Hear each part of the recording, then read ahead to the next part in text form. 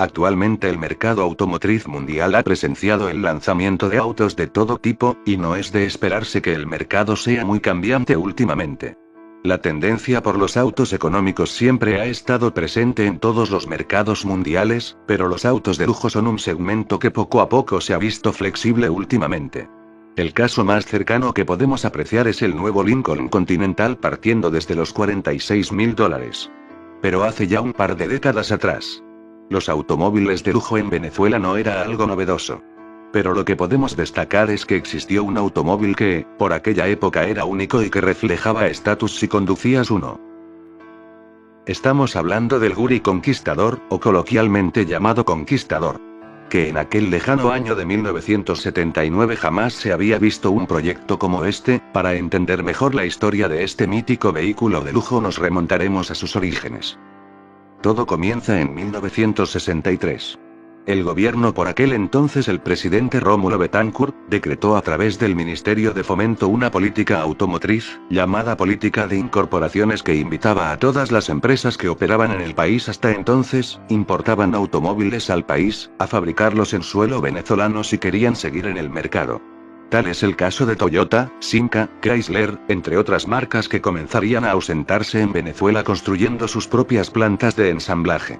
Paralelo a eso hubo restricciones aduaneras muy fuertes para quienes importaban carros, justamente para fomentar la iniciativa de que cada empresa automotriz estableciera su propia planta donde se ensamblaran los modelos que se ofrecían hasta aquel entonces, y hasta realizar lanzamientos de nuevos modelos.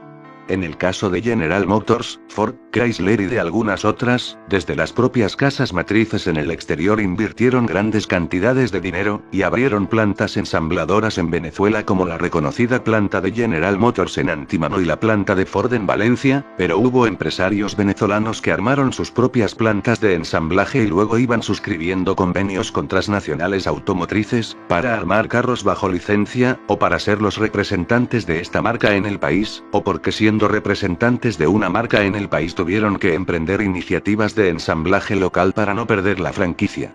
Por aquel entonces los automóviles de la marca Mercedes-Benz se encontraban en el país bajo la operación de la familia Zinc, que desde hace un par de años atrás decidió realizar la inversión para instalar una pequeña planta de ensamblaje en Barcelona, estado Anzoátegui, creando la empresa con la que tiempo después sería conocida como Consorcio Industrial Fabril División Industrial Automotriz, Sociedad Anónima, o mejor conocida como CIF-DIASA.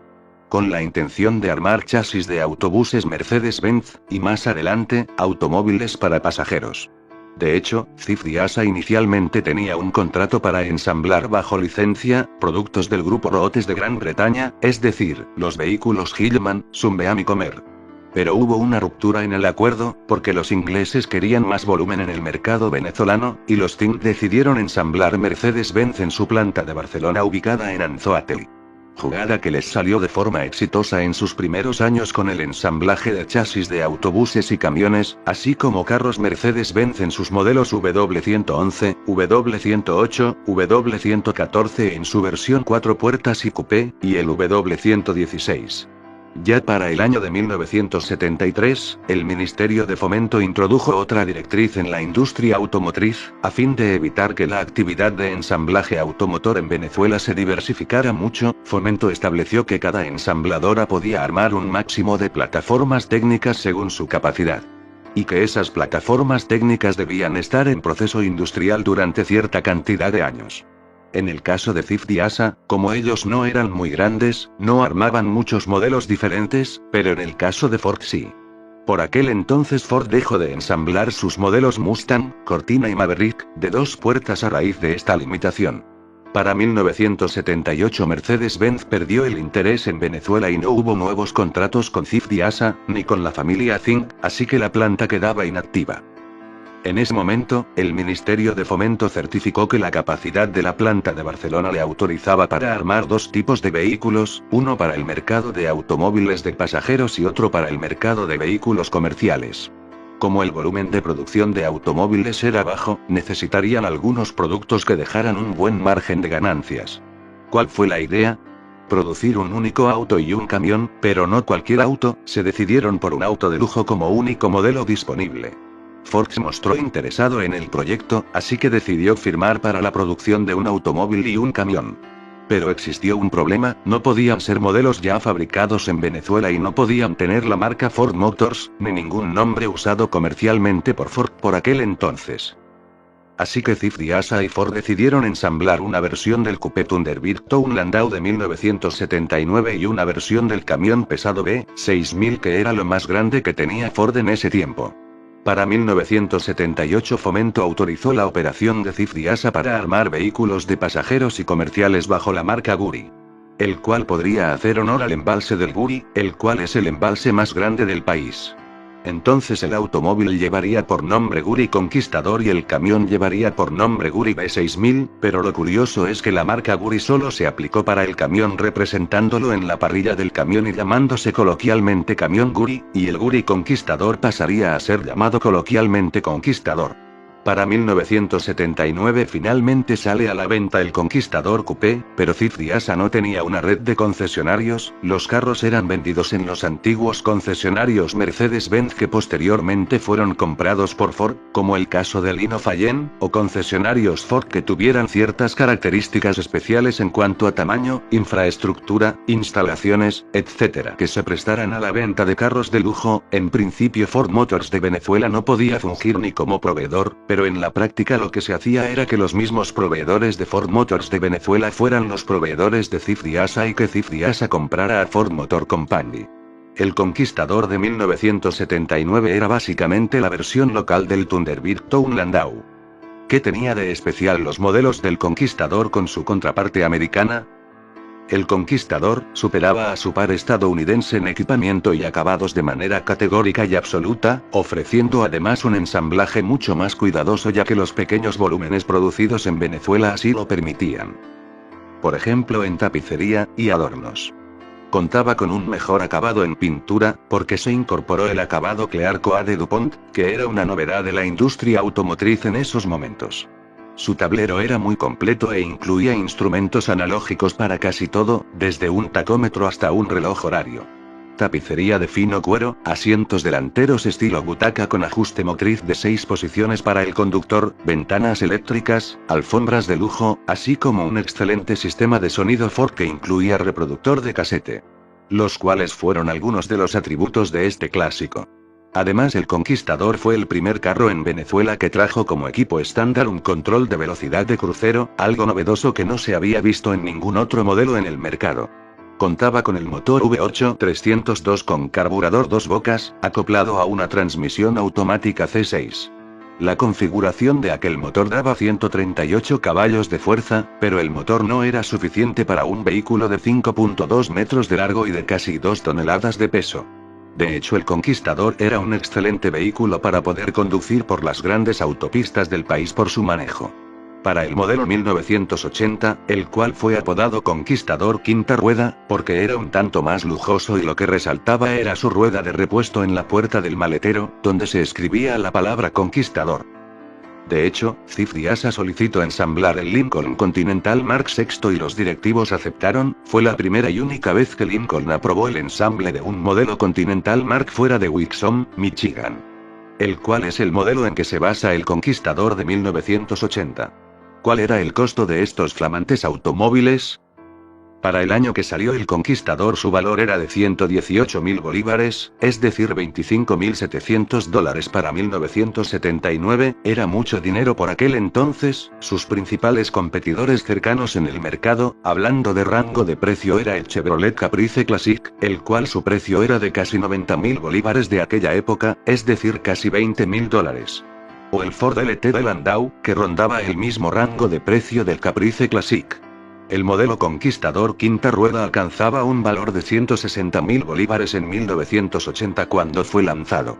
La producción del Conquistador se estimaba para 2.000 automóviles al año, ya que la planta en Barcelona no fue renovada sino fue adaptada para el ensamblaje del Conquistador y el camión Guri. Para 1979 se lograron ensamblar solo 1.890 unidades y para 1980 la meta era producir la misma cantidad que en 1979. Para la siguiente generación del Conquistador 1981 y 1982 se comenzó a ensamblar la versión sedán del mismo, el cual era basado en el Mercury Grand Marquis. Se introdujo la versión Executive Sedan, y para 1984 la versión LS. Aún se hacían a mano en la planta de Barcelona manteniendo el ensamblado a mano el cual lo diferenciaba.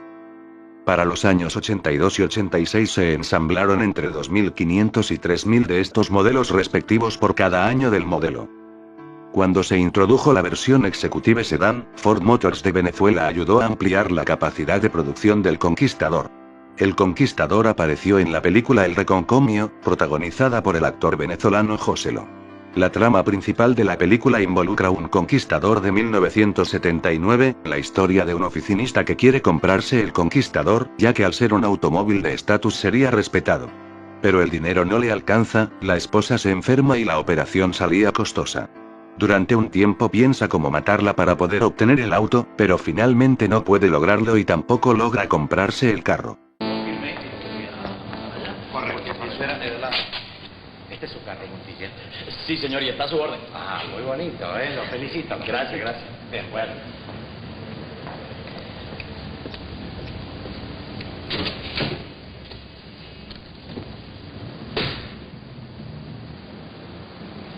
Yo lo que no entiendo es cómo haría el jalabol ese Montilla para pagarse la inicial de ese carrote.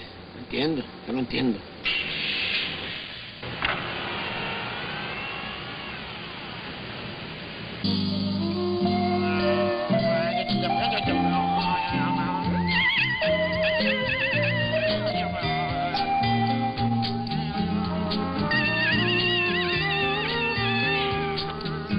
Permiso, sí.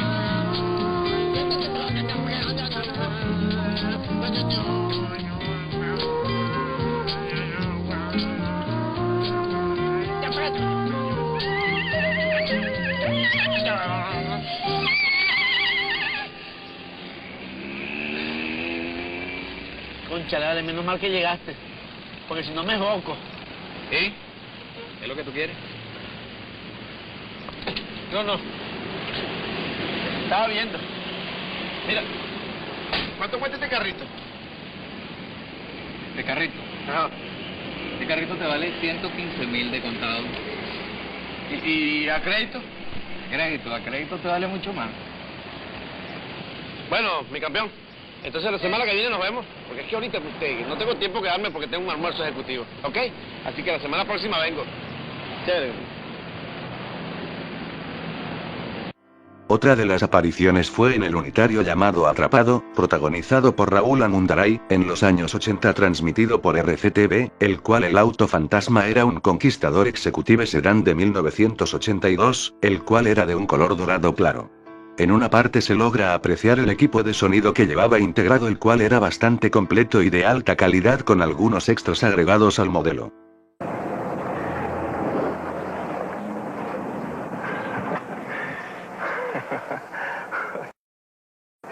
Oye, es una maravilla.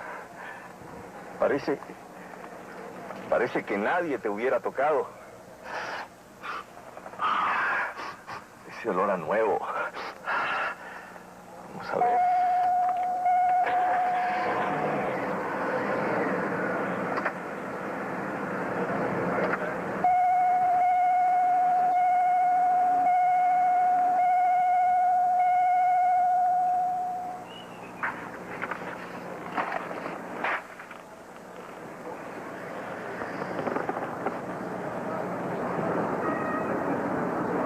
Suave, delicado, incitante, como el cutis de la mujer amada.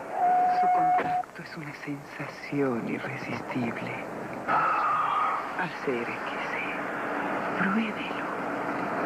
Sienta su envolvente intimidad. Disfrútelo roce a roce, momento a momento. Vaya con él a solas.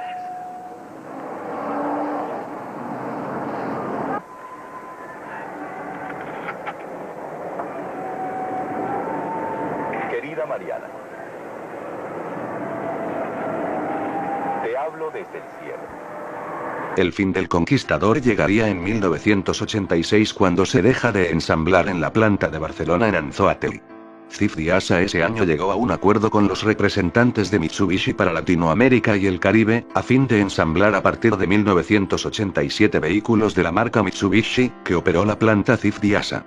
La marca comenzaría a operar bajo la razón comercial llamada MMC Automotriz. Dentro de esta naciente empresa, Mitsubishi Japón fue un accionista, los representantes de Mitsubishi en Latinoamérica fueron los accionistas mayoritarios y Cifriasa fue otro accionista. Con el tiempo Cifriasa añadió la operación de ensamblar los vehículos Hyundai, y luego la división de camiones Fuso. Hyundai dejó de ensamblarse en el año 2013 y Mitsubishi en el año 2016. Ford consiguió un reemplazo para el Conquistador.